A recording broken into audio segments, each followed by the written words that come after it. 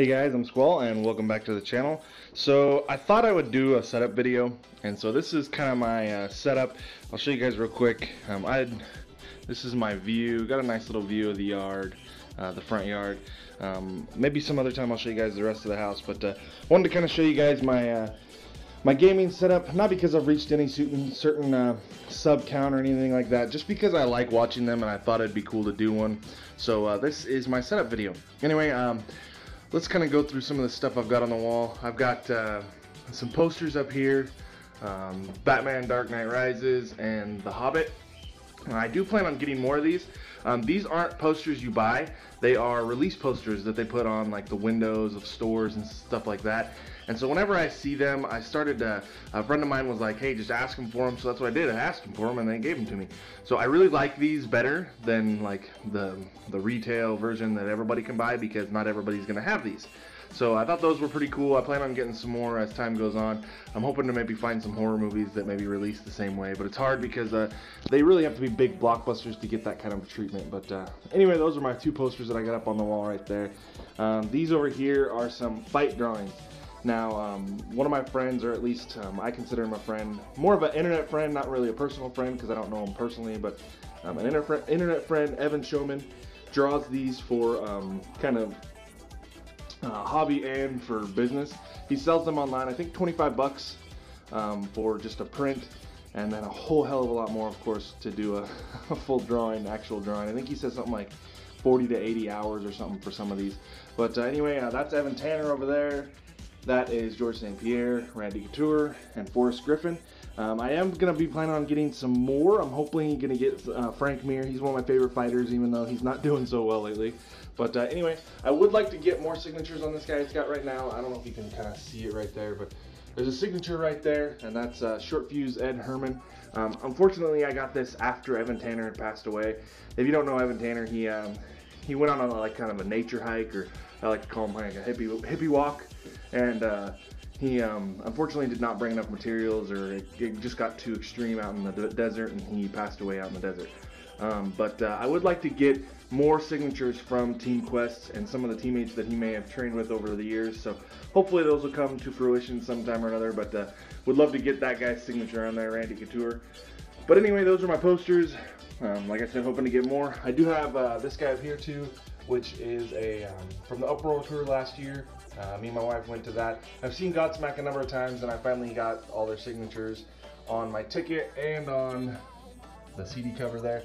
That's just kind of like the thing they were passing out there, and then 1,000-foot crutch sticker. But the bands that actually blew it out of the water were Shinedown and Stain. And then there was another band, I think I've got it in, so I got this little covered here. There's another band, where is it? Oh, right here. Mindset Evolution. We heard these guys and I had to get their CD while I was there. I don't know any other CDs, but as far as this CD goes, there's probably 4 or 5 good songs on this CD, really good songs. This doesn't have much in it. Cell phone boxes from our last cell phones. This has got, this is my machiner's handbook from doing steel fabrication design work. Just some miscellaneous stuff, nothing big, some hot sauces, some playing cards, some old cameras, nothing big in there. Hunting knife, of course. Up on top of there, my old business card holder. This was from when I graduated college. This is for Father's Day. Some pictures, my router or access point. What do we got in here? I just got some sketch pads. Oh, this is my portfolio for job hunts back in the day. Oh, this is a folder that I keep like reference materials for doing some of the work I did. That's also got some awards in there from college, things like that. Nothing special. That's pretty much it on that side of the desk. Okay, so let's go ahead and get to the important stuff, the gaming setup and everything else. So first, the snowball. I just got this. I got it off a trade. I think I traded a hard drive for it, off Craigslist for it. But this, it came with the stand, but I couldn't stand the stand. Sorry, let me get it in camera. I couldn't stand the stand. I couldn't stand the mic stand for it. I just hated it. And so I was at Goodwill, and they had this lamp arm, and it was a couple bucks. So I picked it up and thought I could make it work for what I wanted it for. And so as you can see here, It was already broken, the lamp, that's why it was probably at Goodwill, was it was already cracked. But I used this clamp to get it on there, and now I can kind of set it down, kind of move it wherever I want it, and this rotates. So works really good. I like it. So if you're ever at Goodwill and you want a mic stand, it's a good way to do it. I just drilled a hole down here. It's hard to see, but yeah, I just drilled a hole right in there so that I could put it in there, and it will rotate in that hole. I just kind of sunk it in the exact same size hole, so it's really snug fit. But yeah, so let's move on. I got two monitors here. One's a full 1080p, the other one is just a little bit smaller. But I got this one was a family member's. They got a new monitor. Didn't want to use that anymore. As you can see, I kind of got a design that I'm working on right now on there. And then this one was a monitor that came with the computer when I actually traded a Xbox that I wasn't using and a really old laptop for the computer I have now, which was really horrible trade for the other guy, but he's a friend of mine, so and he knew I needed the computer. So I do have a Logitech up here.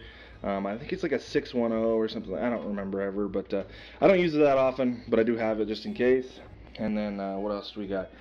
Old school computer or keyboard, not as old as Redneck's, but it's old enough for me.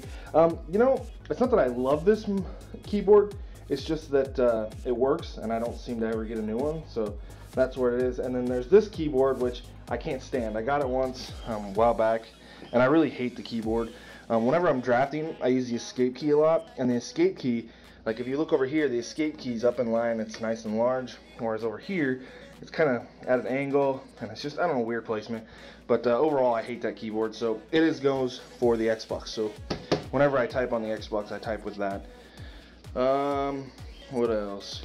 I got a Logitech mouse. I really like this Logitech mouse. I got it for drafting, but in the bottom, it has like weights, and you can weight it to whatever weight you like. I can change the DPI settings just with a click of these buttons here, which is nice. So when I'm drafting, I like it super high speed, but when gaming, I like it a little bit slower. So that works pretty well for me. Xbox stuff. So let me grab the controller here. This is the controller I use, just a Modern Warfare 3 wireless controller. I know I should use wired. I do connect it to a wire, but it's not the same. I do need to get like a scuff. And then on that controller, I do use the Control Freak. It just, my big ass hands, it's more comfortable. It's not necessarily that it does a lot for you. It does increase your range of motion. I can have it on a lot higher sensitivity with this on there, but you know, it's more comfortable over anything. And then over here, got the Xbox, just a kind of a normal run-of-the-mill Xbox Slim. It's got an HDMI switch, which then goes to my Elgato, which there's the box for it. But the Elgato is back behind the computer, right there. And I've kind of done a little bit of a setup on that before, but extra controller for just in case. Battery pack. That's for my headset. So if you guys didn't notice, I use just a regular run-of-the-mill Turtle Beach headset. Works great. I don't mind it. I wouldn't mind getting a wired headset sometime, since I don't, you know, use it for anything else. Speakers, I do have a 5.1. It's hard to see them, but not that they're a big deal. But there's two speakers on each side and then a sub down there. You see this guy right here? It's like a we made that a number of years back for keeping the kids out of the fireplace, and now we don't have a fireplace, we don't use it, but I use it now to keep the cords, keep the kids out of the cords, because whenever I have them in here, they get back there, they mess with the cords, mess everything up. So tower, it's an i7, it's got 16 gigs of RAM, it's got a GTX 550 Ti, I believe. It's not the best machine all around. It works great for gaming. I would love to get a Quadro card so that I could do some renderings a little bit better. Currently right now, whenever I try and render anything really big, it really just puts a damper on my CPU, so I don't do too much anymore. I'm trying to slow them down and do them a little bit slower. So yeah, and then of course I'll show you guys how kind of this works. So right now I'm on the computer. If I turn my Xbox on, they have automatic HDMI switches. I just don't care for the automatics because I don't necessarily want it to switch on its own. But once it turns on, all I have to do is hit this button, and my monitor will go black, my TV or my computer will turn into a one monitor computer, and then this monitor will come up with the Xbox any second now. There it goes. So there's the Xbox, and then that's going through the Elgato. So then when I switch it again, it'll switch back to a 2 monitor, and it's still going through the Elgato, so I can still record. So that's how I've got that set up. But anyway, guys, that is my setup video. Hope you guys enjoyed it. Please leave a like rating if you could. If not, doesn't matter. But anyway, guys, thanks for stopping by, and I'll catch you guys next time.